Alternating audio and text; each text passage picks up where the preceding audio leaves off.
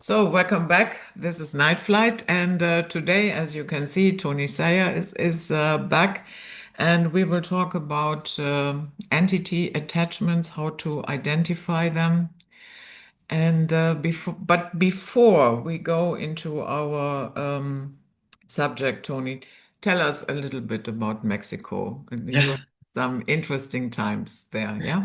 Yeah, I'm ducking and diving bullets at the moment. No, it's not that bad. It's calmed down. But last Sunday, I woke up and in one of the group chats on WhatsApp, they were saying that there's trouble and stuff. And you hear that stuff all the time here in Mexico. Stuff with the cartels, and it's kind of water off a duck's back after a while. But then I was hearing like all these helicopters overhead and police sirens everywhere, and I was like, well, that's weird. And then it transpired that one of the big heifers, the one of the big bosses, had been killed, and that the cartel members just went absolutely nuts in Puerto Vallarta here in Guadalajara, where I am, setting shops alight and barricading the roads and stuff like that. And yeah, so for a day, it was really, it was quite concerning because there was a lot of misinformation and disinformation coming out. There was a lot of photographs that were AI that later transpired were fake, like planes being set on fire, and there were stories of they're pulling tourists and Westerners out of hotels and using them as hostages, and like once when this is all going on, when you're in the thick of it, you're like, wow. But it transpired that a lot of that was misinformation, which ironically the mainstream started reporting as truth, right? So, you had to kind of sift through the lies to reach the truth. But yeah, I could hear, like I said to you off camera, on that Sunday night there was gunfire at the end of the road. So there was definitely things going on. But yeah, like I said to you as well, the cartels are very much American funded, and 75% of their weapons uh, are made in America, and it's all these proxy wars and one side playing off the other. But there's always an agenda, and I think maybe down the road they'll look to say, well, Mexico needs saving from the cartels. Who can save Mexico? Oh, look, Donald Trump can save Mexico, just like he saved Venezuela and now Iran. It just so happens to be oil-rich countries without central banks. So I could see that coming down the line. Maybe there'll be more chaos, and then because we know they want to destabilize the world and they want one world, and they can't have like individual nations. So Latin America will become part of North America, Central America, and kind of like District One of the Hunger Games. I think that's what they're ailing for. So yeah, it was pretty hairy for a day or two, but it's fine now. Everything's calm. I mean, we opened up pretty much the day after, so yeah, it was strange, but everything's strange in this world, isn't it? It's just it's just Yeah. I'm at the point now where I'm not shocked by anything. It's like you wake up and there's a new war. There's just like there's a new virus. It's just one thing after another, Hmm. really. So yeah, Yeah, that was. although I have to say I'm not really sad if the Mullah regime falls. Yeah, I don't really know too much about it. I mean, Yeah, I listen to Iranians themselves, and when people start dancing in the streets, yeah, not only in Iran but also all over the world in the diaspora, when the message came that Khamenei is dead. I mean, I have seen so many Iranians. They look at it completely differently as we do. To them, it is the equivalent of the liberation of Nazi Germany. I've seen a lot of those videos of so-called happy Venezuelans, happy Iranians, happy insert country that's going to be bombed. and a lot of them have been proven fake, or there's been crisis actors, actresses, groups of them.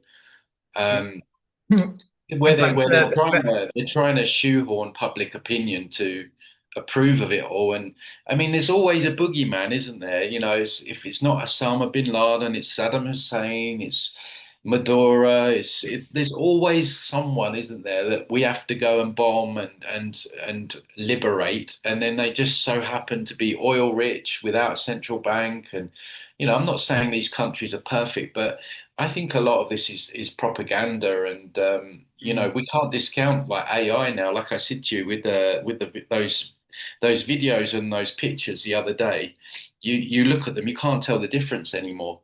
Um, so I think a lot that gets put out there, even though because I've got Venezuelan friends here in Mexico, and we were having this discussion. And they were like, "No, we don't want to. We don't. I don't want Caracas being bombed. I've got my little niece and nephew there." It's like the idea that someone would be happy that their city or town is being bombed. I don't know. It's a bit of a stretch to me. I think there's a lot of propaganda that goes on that surrounds these things to sway public opinion.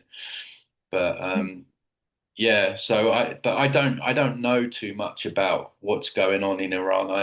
I can't keep up with all the wars. It's just like it's one after another. I've got my hands full with, the topic that we're going to get into in a minute. yeah, okay. So, and we will do that now. So, yeah, let's say, first of all, is it possible to identify entity attachment uh, on yourself? Well, the first thing to say is everyone has entity Mhm. attachments. Some have more than others, some have stronger attachments than other. And that can be for many different reasons. Can be how you live your life. For example, if you're going out getting drunk all the time, obviously you're going to open yourself up. You open portals. That's why they call it spirits. Alcohol, alcohol is a demon, gin and tonic. Gin is a demon.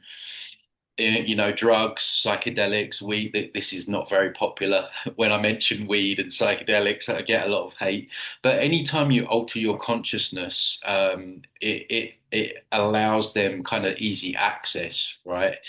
And of course, the harder you alter your consciousness, the stronger the attachment. So this is why, down the years when I've worked with people that have taken drugs like meths and flakka and severe drug problems, they quite often have like a stronger entity attachment. What I would refer to as like a level two attachment. Um, so what would be a sign of a level two attachment would be suicidal thoughts, where they're telling you to drive your car into a wall or something like that, and constant negative thoughts, feeling drained all the time, and yeah, really, a lot of suicidal thoughts would indicate a very strong attachment. Um, and then you have like your general bottom feeders that will obviously play on our unhealed wounds and triggers and What what do you call them? Bum feeders? um, no, just I call them just your general feeders, basically. Ah, okay. Yeah, like so what these entities do is that they get in on a wound and they amplify it. So if you've got a trauma that you're not dealt with, like a abandonment wound, there'll be the voices in the head. Oh, he's going to leave you. He's going to cheat. All like that. Just anything that they can use as leverage. And again, any physical issues, they can get in on those and amplify those as well. Um, so to go back to your question is, what was your question? Can we If it identify what if it entity is is? possible that we can identify entity attachment when we have it ourselves. Ah, right, yeah, yeah. So everyone will do. If you're watching this, you're going to have entity attachments, right? It's just, are they affecting you to a point where it's making life hell and you're feeling drained all the time? And a lot of our thoughts are not our own. A lot of our negative thoughts are not our own. It's interesting because when you actually observe your thoughts, well, I don't have them too much anymore because I don't have all these attachments. I mean, I'm not saying I'm pristine clear from them, but when you remove them, your voice, those voices go quieter. You're left with more of your own thoughts rather than all this inorganic mind chatter. Um, and so yeah, so everyone will have them, and it just depends on how much they influence your life and your thoughts and encourage bad habits you may have. Like there'll be the voice in the head, go on, just smoke, give up cigarettes tomorrow, or just have another glass of wine, or just you know anything to waste your time, take you off your path, anything that might be beneficial for you, there'll be the voices telling you not to do it. Oh, maybe you think, oh, I'll go for a walk in nature and ground myself. Oh, it's going to rain, do it another day. And you think it's you, but it's not, right? It's just so they really do influence our thoughts a lot. And like I say, especially if you've got a lot of trauma, they will really play on those and amplify them, as I say. So to answer your question, yeah, I mean everyone has them. To identify like what type of entity, it's teeming with entities, different forms of entities. You've got serpent entities, spider entities, dragon entities, demonic entities, reptilian entities, greys, false light beings, Pleiadians, Arcturians, Hindu goddesses. These are all just different entity races, and there are different entities within entity races. So, if in terms of serpent entities, you've got the winged serpent, you've got the two-headed snakes, you've got it's really in the astral. It's really teeming with these entities. This is why I don't encourage people to channel, because when you're channeling, you're connecting in the astral, which is what I call their playground. That's their backyard. So, um, and then obviously when you start connecting with these beings, they're going to give you, a certain amount of truth because they have to. And then there's always the rug pull, the dump in the punch bowl where, you'll follow a piece of information and it will lead to a complete disaster or, something like that. So, and thousands of accounts at this point of people that thought that they were speaking to Auntie Jan or Archangel Michael or one of these entities or deities, even higher self. People say, "Oh, connect with the higher self." Well, that you're trying to get information outside of yourself, which is then you're playing Russian roulette. So I say, go internal, go inner self. Everything about this matrix is to get you to look for a savior outside of yourself. To if it's not guides, it's God. It's not God, it's Trump. It's higher self. What they don't want is for you to go internal, inside, and get the answers internally. And when you go internal, you're not subject to all this misinformation and disinformation coming from all the astral and the astral beings. So yeah, I mean, basically, we're cows on a farm here. That's the way I see this reality. I think there's that's pretty much the main reason for our existence here is to produce loosh for these entities. They feed on our emotions, good and bad, but they particularly like the negative, the fear, the sadness, the drama, all of that. It's like caviar to them. Um, so when you come from it at that place, it makes sense that we have all these entities and these attachments because oh yeah, it's a farm. They need our energy to survive, just like we need to eat to survive. They're also eating. Um, but of course they can impact people very very badly. If you ever had Jerry Marzinski on your show? Yeah. Oh, okay, yeah, yeah. So you'll know then he's worked in a schizophrenic ward for 30 years, and he explains how these entities they all act the same way through people, and I would say a lot of people that get diagnosed with severe mental illnesses, specifically schizophrenia, it's not a mental illness. These are they're basically hosted people by these entities and murderers and rapists and things like that. I would say are basically also just entities in a human vessel. And when you look at some of these testimonials from people that have survived rapes and murders, they often will say the eyes turned black, or the person said, "Don't look at my eyes." And I've seen that myself on a couple of occasions. At least not because it's part of what I do is to work with people with that have this stuff, but also you know about love bite relationships and Eve Lorgan and all that, right? Yeah, yeah. So I had my own love bite just before I got into all of this information. Very timely, right? Because they can see your timeline and your trajectory. It was just at the time when I was just starting to learn about all of this stuff. Just before that, and when I zoom out in the timeline, I can say I see why they did that. I see why they put that person in my life then. But there was a person that I was in a relationship with, and the eyes turned at the worst point. The eyes turned, and I didn't understand it at the time. I thought, well, that's a bit weird, but now I know, what I was dealing with. So. So yeah, not only can they attach themselves and influence our thoughts, our mental health, our physical health, because if when they're draining your energy, that's energy that you could use yourself to heal your body.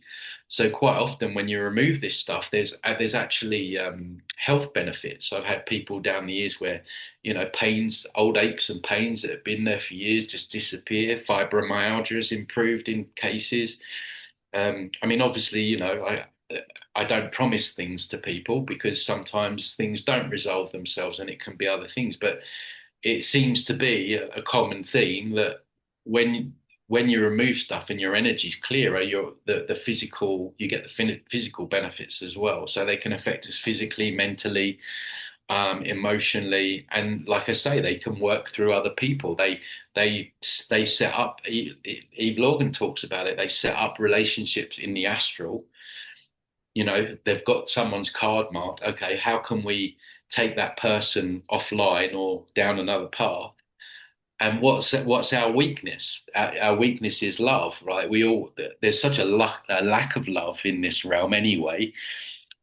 We all kind of like the idea of having someone or having a person in our life, and so they know that, and then they present these people in our lives that show up, and the first month or two they're like everything that you could have ever wished for, and then the mask slowly falls off, and you're dealing with a sociopath, psychopath. You've got smear campaigns. You've got threats to kill themselves if you leave them. And just all this mayhem, and then yeah, and then your life just ends up in a complete mess and turmoil, and you spend months, years healing. And some people don't even get out of those relationships. I've worked with people down the years and they've been stuck with these love bites for like 10, 15, 20 years. Some people aren't like internally strong enough to walk away for whatever reason, maybe their own trauma and what have you. So they get stuck in these situations and they become a constant battery for these entity-ridden human vessels, basically. So they can affect us through other people. And of course the entity working through the person knows who you are, and that's when trouble can happen, not just through relationships but can be through friendships or um I've had people that work with, they were in spiritual groups and crowd, and maybe the guru was a little bit suspect, but this person could see through them. And then the person who was the guru started to like act really bad because they knew that the person could see through them. Um, so yeah, we're not just dealing with humans here. We're dealing with entities that are using human bodies. I mean, it's generally the general consensus now that governments and heads of states and corporations and the 1% are into all of that stuff and have these entities, or they work with these entities and they have these entities working through them. But it's not just them. It's a lot of other just normal humans or who we think is human beings, which is kind of kind of worrying when you think about it. You know, your neighbor or someone that you meet or you go on a date with could could be hosted, but that's where we need to show discernment and we need to be especially careful with who we let into our personal life, especially on an intimate basis as well. So yeah, many different ways that they affect and influence us. Mm. Have you ever come across uh, entities where you would say those are especially nasty? Um, Yeah, I mean, again, it comes down to the strength of the attachment. So, I mean, we see you know, in these what are they called? It's funny. I always seem to get memory wiped when my mind when I go to talk about something important. But you know when they've made movies on them where the exorcism and all of that stuff, right? That's what I would say is a level one takeover. That's complete possession, and where the person then actually gets superhuman strength. I mean, and again, that's happened with people that I worked on that have taken meths and stuff. The entity is so strong, physically strong, that that person can then like push cars and stuff like that, right? This is a common thing. So yeah, I mean, of course, there are strong ones. They are obviously more rare, but yeah, the other ones, the level twos can be quite strong. I I say strength is in terms of how much the entity has control over the person's mind. So yeah, if the person's constantly having suicidal thoughts, and they say that it's not coming from me, that the voice is telling me to drive my car into a brick wall. It's not coming from me. Sometimes we may even notice it ourselves, right? The other day, right, I had a bit of a stomach issue, right, and because I'm acutely aware of them now, right? I can feel them like so I was just sitting there thinking about my stomach and remedies. I've got this some like they called lion's mane mushroom. You've probably heard of it. They were selling it. I thought I said I'll get that. And then I got a voice out of nowhere said, "You're gonna die." I was like, I was like, who the fuck is that? That's not me. That's not me. And then obviously I knew straight away it was an entity, and you know I cleared it. But I was like, you cheeky bastard. But that's what they're like. I mean, for example, if you're feeling great and then all of a sudden you start feeling really anxious and depressed out of nowhere, like what's changed? You haven't changed, but it's chances are something's coming in and it's influencing your thoughts and your thinking and then your behavior, and then that makes you feel down, depressed, anxious, and what's that doing? It's creating illusion. That's feeding. So, so yeah, there's definitely ones that are stronger. I wouldn't say that that applies to a particular entity race. You can have strong serpent entity attachment. You can have a strong demonic attachment.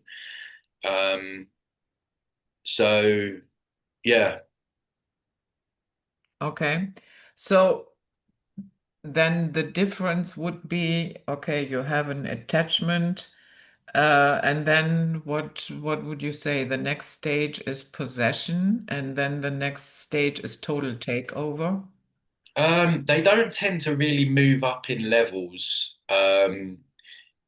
It seems to be that yeah, their strength is their strength, and it seems to be more adjacent as to what the person has done or what has happened to them for the strong attachment to come in. So a strong more examples of a level two, what someone that would have has been through like physical or sexual abuse, right? Because if you sorry to go there, but we have to understand it. But if you think about that moment where that's going to happen, you're completely out of your center. You may have disassociated. that's a perfect gateway for an entity, and a very strong one, because your guard is completely down. Um, I've worked with people that have taken DMT and ayahuasca, where they've also had a very strong, severe attachment come in. Because what does that do? It smashes open your consciousness. You're not really in your body, although all these alternative plant medicine tells you how wonderful it is, and you're only going in the astral, which is the prison yard. You're not getting any insights about anything. You're just getting insights into the prison, what's in the prison yard, and the prison guards who are going to lie to you anyway, right? So people think, oh, you can have these incredible experiences and ponder like what's real and everything, but no, you're just going in the astral. So it's really nothing benefit to doing it. But yeah, I've worked with many people down the years. Ayahuasca, DMT, because those things you're out of it basically. People that have had an accident, maybe knocked unconscious, or been in hospital where they put you under and then they've woken up, and because again you're not in your body, you're out of your center, and so that is makes it easier, especially in hospitals. I did a video about hospitals and just the amount of supernatural negative entity sightings, and they put those on like different portals on the Earth's grid. And you think about it, when people are ill and they're in pain and they're suffering and they're dying. I mean, imagine the loosh that creates. So yeah, hospitals are a very popular place for entities to hang out. Um, so it really just depends on what the person does. I mean, even meditation, Judith. I made a video recently. I had and it seems to these things happen. I seem to get people that come in a very short space of time where it's almost like you need to talk about this, but of course no one wants to hear it, right? People have been told, oh, meditation, man, you know. But two people recently, in the space of a month, um, I had a younger guy who I worked with him a few years ago, and he was he had that youthful energy, right? He wanted to explore. He wanted to explore his own consciousness. He was full of life, and and I worked on him. And I said to him at the time, I said, "Look, just be careful." I said, "I'm not trying to clip your wings because you've got to do you, right? But I can see a trajectory where you're gonna, because he was going off and doing this and taking that and doing doing all this stuff, right? And I remember thinking this guy's going to end up in it's going to be a car crash for him if he doesn't slow down with all of this stuff. And I get it because he was curious. When I first worked on him, he was like 21. He was curious about life. He was just finding out about stuff. But I said to him, look, just be careful. You're doing a lot of things there that are opening you up. And he was big on meditation and Buddhism and all of this stuff. But then he was taking psychedelics and all. Anyway, didn't see him for 2 or 3 years, and he came back last month. He's been in a psychiatric schizophrenic ward, right? Voices, voices telling him to kill himself, voices telling him to kill a woman he had a interest in. Getting all these thoughts. I could see that in the eyes, because the eyes were like kind of rolling back in his head, which is a sign of a strong possession. And I was like, man, I told this guy exactly what was going to happen. But the main thing that he was doing was meditating. He was going on all these retreats and sitting there for days, just opening up, right? I mean, he may have had some other stuff going on as well, but that was the timeline when it got really bad. He was obsessively doing this, opening himself up. And so that was one case recently, and then just after that, another girl back in the UK, same thing. She almost had like this addiction to going on these silent retreats. We'd be like, "Where's Trinity?" Oh, she's on a silent retreat. She's on another silent retreat. Like she was always on these silent retreats. Same thing again in a mental hospital with voices and stuff like that. And people don't want to hear this, right? Because I mean, again, it's part of the new age stuff, right? But we've been told that it's wonderful and all of this stuff. And again, going internal, connecting with your inner self, yeah, I would say, yeah, that's fine. But what's going on is people are going and opening themselves up, out, trying to connect with God, trying to connect with the universe, trying to connect with angels, and they're literally like an open portal for entities to just walk into. Um, so, but also, yeah, just even like so much of the stuff that we watch, like horror movies and things like that. When you're watching in fact, a lot of entities in these horror movies, a lot of these characters in these horror movies are entities. So, like, you've got the thing out of Saw. I've seen that before. Do you know the movie Saw? No. Uh, don't look at it. But there's a very nasty looking entity, and the Scream mask. I've seen that entity as well. So a lot of the movie um, monsters are actually entities. So it's coming, kind of through the astral into physical reality through movies and horror films and stuff like that. And several times when I've watched a horror movie, I don't really watch them these days, but if I'm with someone or friends or something like that, I will, just because you don't want to be a total bore and not do anything, right? But sometimes I felt the energy, like when I'm watching it and the darkness come over, and I'm like, yeah. So much of what we do and so much of what's promoted is makes it easy for them to infiltrate our energy field. At least not like I say, alcohol. I mean, I'm in Mexico. They love alcohol. I'm from the UK. They love alcohol. Alcohol's everywhere.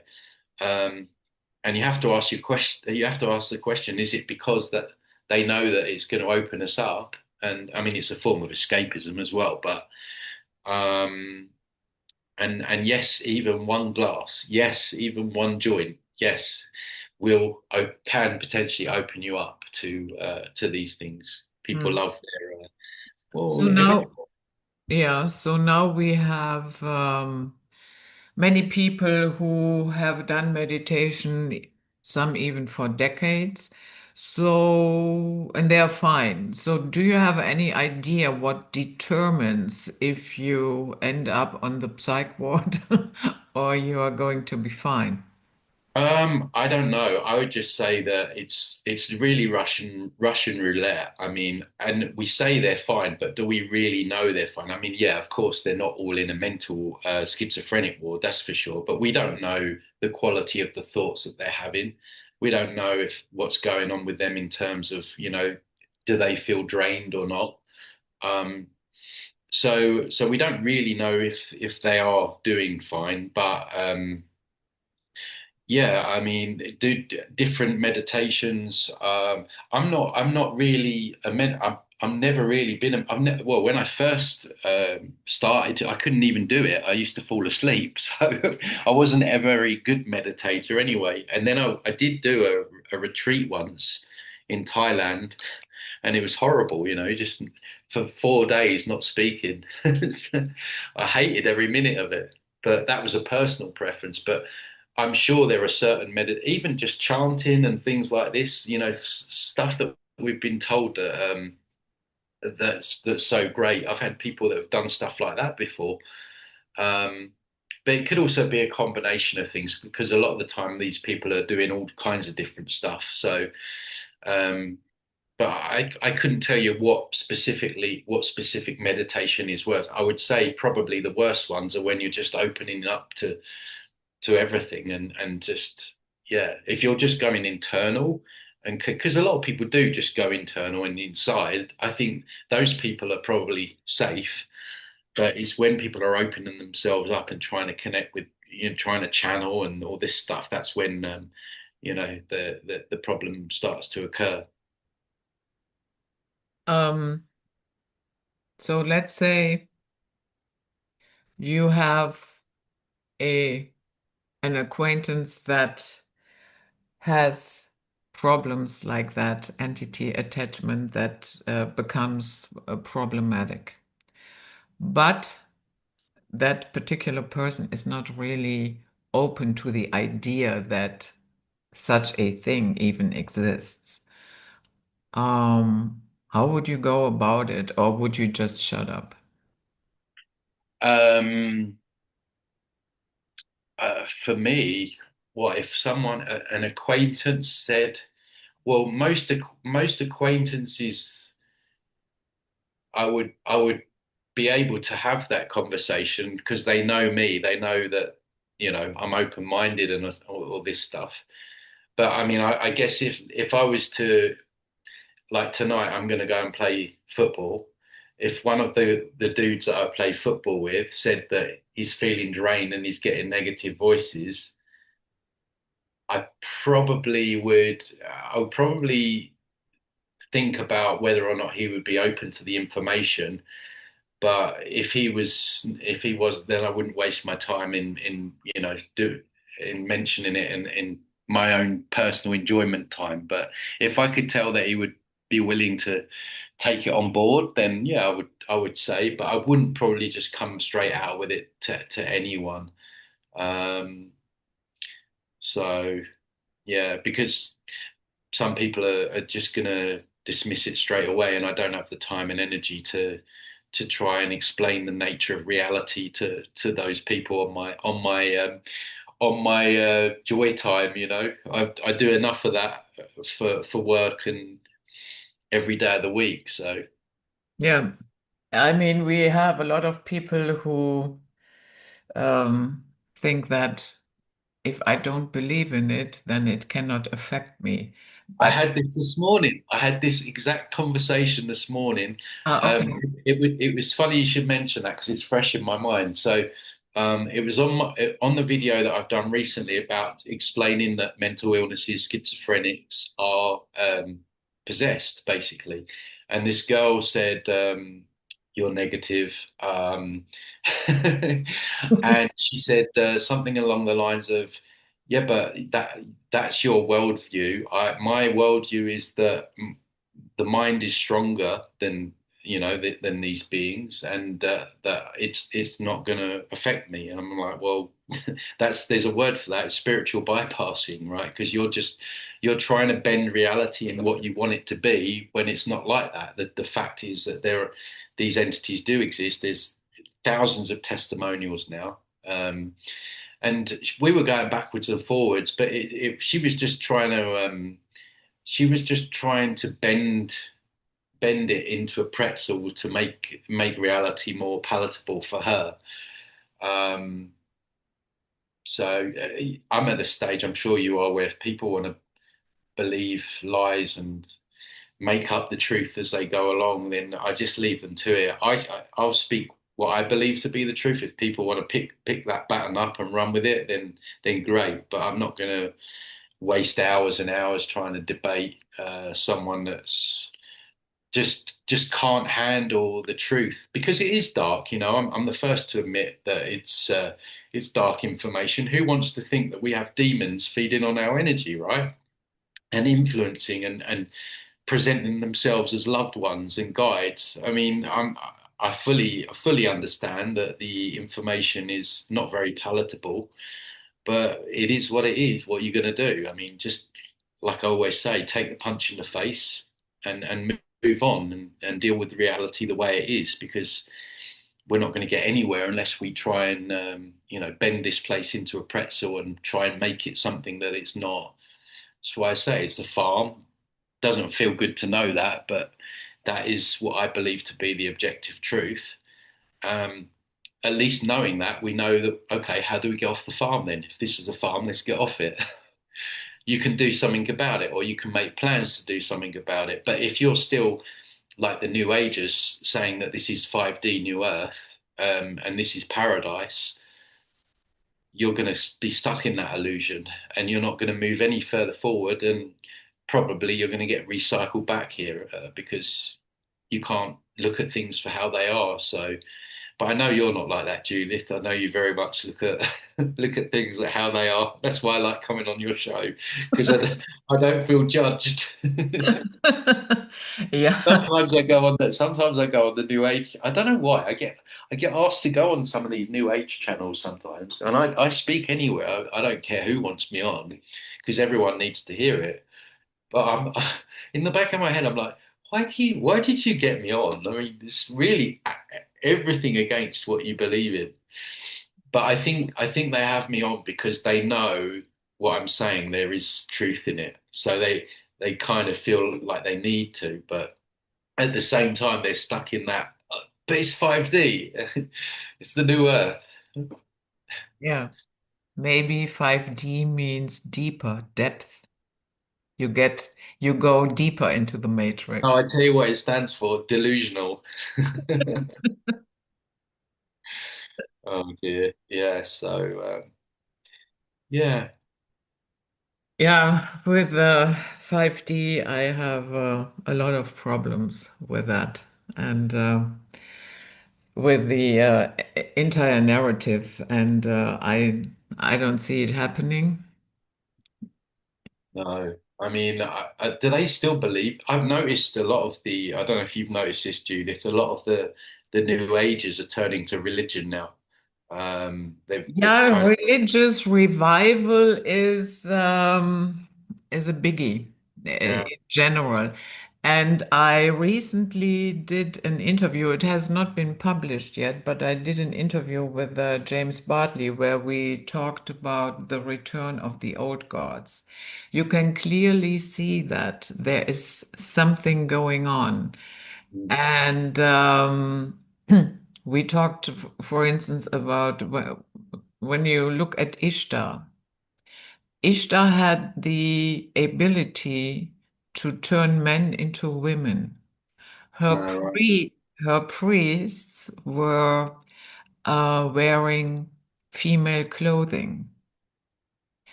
Um, Her special month was June. In June, we have the Pride Month. Right. Right. She is also connected to the rainbow theme. Yeah, and so there are many little hints and pieces where I would say, yeah, there is something going on in that regard, and you can definitely see that. Yeah. And yeah, if you pay attention. Otherwise, you would. I know here in France, for instance, the selling of Bibles has jumped up by 300%, something like that. Don't you think it's though because the world's getting crazier, people are more and more desperate for a savior. I think that's what it is. Um, and This is the main thing that people have to. We've spoken about it. I don't know how many times. I think about the we did a whole podcast on savior programs, didn't we? I think. Yeah, we did. Yeah, a few years back. People are just they're just desperate for something, someone else to come and sort everything out, sort their lives out. I think that is part of it, but another part is definitely that people feel that their entire culture gets bulldozed by illegal migration. Oh, right. And the entitlement of those people, yeah, they hate dogs, they hate bacon, they hate music, they hate women, they hate this, that, and the other, and then complain about Islamophobia, yeah. And so that only works for a while, and then people are getting fed up and I think what we are looking here at is this. Um, we had at one point a different culture. We let it slide, and then, but we do not want to be taken over by this other system that we do not want. And yeah, I think that has a lot to do with it. Mm. Yeah, almost maybe like a rebellion, but yeah, that's part of the Gulag plan, I think, isn't it? I don't know if I've said the term right, but yeah, maybe that's part of it. But even so, I think for, if we want to get out of here, we can't have saviors because we know that they're going to present themselves, at the light tunnel or whatever, so we may as well give them up now and become sovereign now. Then you've done the work. But people just cling on, and I get it. It's difficult here, but these are just roads to nowhere. Like when has anyone ever been saved by any of these? I was my dad. He thinks a little bit like me in terms of like religion and God, but he's not really aware or awake to anything. But in Mexico, they've got these huge, incredible graveyards. Like the stones are huge. Like sometimes they're even like little houses, right? And I've got like I just find I like walking through them. Because I'm interested in in the dark stuff I've seen and those in Argentina as well. They have an entire, it looks like a little city. yeah, there was like huge, like almost mini houses for some Mhm, people. mhm. And they're just incredible places to walk around here. Just, I mean, Mexico's very much in tune with death and they kind of see it as a celebration almost. But on a lot of the gravestones there were crucifixes, just crucifix, crucifix, crucifix, and I just thought like how many of these people prayed for help before they ended up here, right? But they're still here. It's like it's just it's a comfort blanket for people, isn't it? I get it, but the chances are those people when they departed would have been met by an entity that called himself Jesus or whatever, and then that's it. They're back around again for another round here. So that's why we have to give up these saviors because, well, they're tricksters. Yeah, I think not everybody is at that point and ready to live without a safety net. No, absolutely not. Yeah, that takes, But it's not a safety net, though, is it? yeah, but you know what I mean, Yeah, a mental yeah, safety net that, yeah, at the end of the day, it is non-existent, but it takes a lot and a lot of time and even guts to go there mentally. mm, Yeah. When no matter how you grow up, if you grow up in a very religious family or in a totally non-religious family, it doesn't really matter. When you grow up in the West, automatically you have all these, yeah, things accompanying you. You know yeah, what I mean? Because a lot of our laws are based on it, and then you have the holidays, and on it goes. So yeah. nobody can really say we have not been affected by it.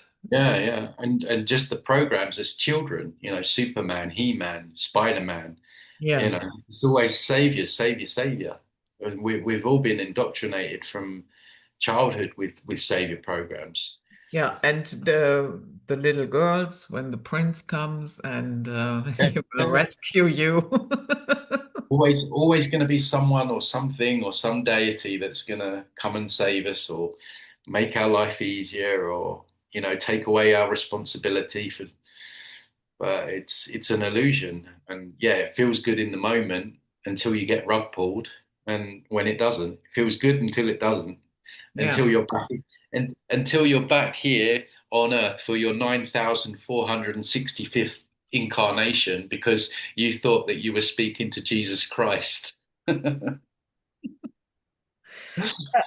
Yeah, you know, I don't know what it takes, but sometimes I think if this is really a luge farm, yeah, and I personally think there is enough indication to say yes, it is. Other people might think very differently about this, and that is okay. But if it is designed and constructed like that, then probably the majority will never get it. No.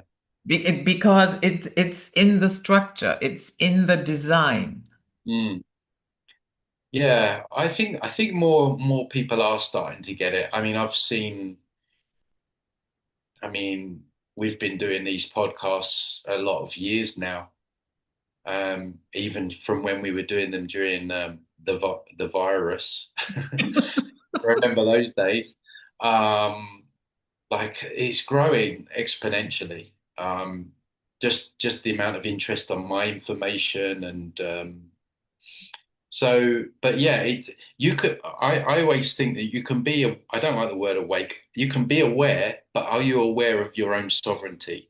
So you have all these people that are aware that government's corrupt. They're doing this stuff with children and all this, but they're still going to vote for Trump, or they still believe that they're being guided by guides, right? So yeah, you can be aware of stuff, but I think a true awakening is when you awaken to your own sovereignty. I think that's the ultimate goal for people, where people need to look. Yeah. But and another thing is a lot of people are really, really happy in um, in their belief structure. They're really, really happy. It works for them. Um, and so why would you change it? Yeah, absolutely. Well, that's the pull of it, isn't it? That's why they make everything so feel good. I mean, look at the New Age movement. Mm, Everything's about feeling good. So, of course, why would you reject something that makes you feel all gooey inside? yeah. But again, it's good until it's not. Apart from the black eyes and yeah, more extreme signs like that, what do you think is an indication to be a little bit cautious that somebody has, yeah, a stronger attachment of entities and would you knowingly, I know what your work is. I understand you are around people like that. I understand. But would you pursue a friendship with people like that? Well, like I say, I mean, everyone has attachments, Yeah. like my mum, my dad, everyone's going to have them. So yeah, it's not like you can get away from them, and nobody can. I mean, I've probably got some still, but it's um, it's whether or not the attachment is really running that person's show and agenda. And I think for people that are aware and doing stuff like this, like there's specific interest in us. Um, like they don't want us to be doing, not even if you don't even have to be doing podcasts and writing books and stuff like that. You can be just on the path. I've worked with so many people down the years where, Tony, I was just about to get into your information, just stumbled across it, and then this person came into my life.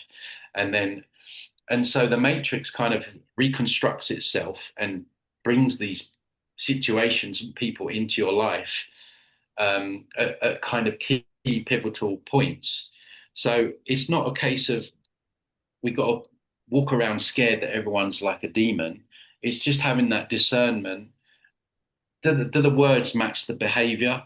Uh, you know, emotionally, are they just like acting out all of a sudden? Love bombing. If you're in a that love the love bomb has got me big time on a couple of occasions. I, I hate to admit it, but yeah, if you're in a relationship situation and you're absolutely getting love bombed, that's a huge red flag because chances are a rug pull's gonna follow that. because that can't be maintained, and that's what they use to hook you in. Um, Yeah, and that is also what you get with the narcissists. Yeah, the love bombing, and then after a while, the love bombing stops. You get harshly criticized, basically for anything, no matter what you do, and then you get discarded. well, a true narcissist, because that word gets bandied around a lot days, Mhm. is what I would say an entity in a human body, Yeah, a yeah, true, I would agree. Yeah. yeah. And but and it is no wonder that society at large is getting more and more narcissistic. There's more demons on the planet. Yeah, yeah, exactly. It is. But it's hard to admit because we have been educated that demons do not exist and that that is only in the movies. And to make that step, What's you that saying? What's the biggest trick the devil ever played was convincing people that he didn't exist. yeah, yeah, yeah.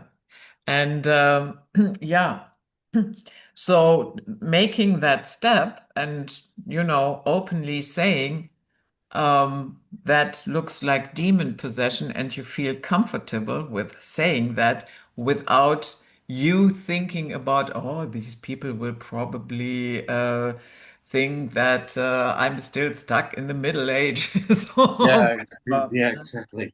yeah, yeah.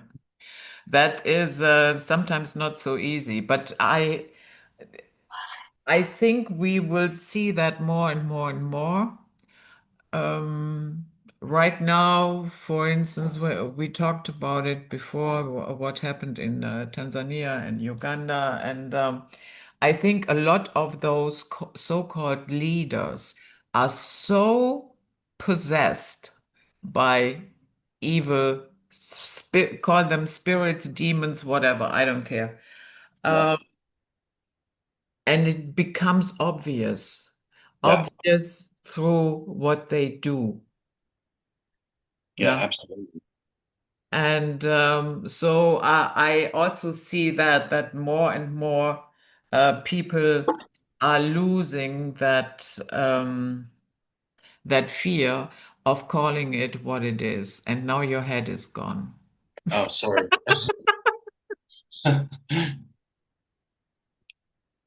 Yeah, you were playing with your camera, yeah. Yeah, absolutely. Yeah. So, but and last question.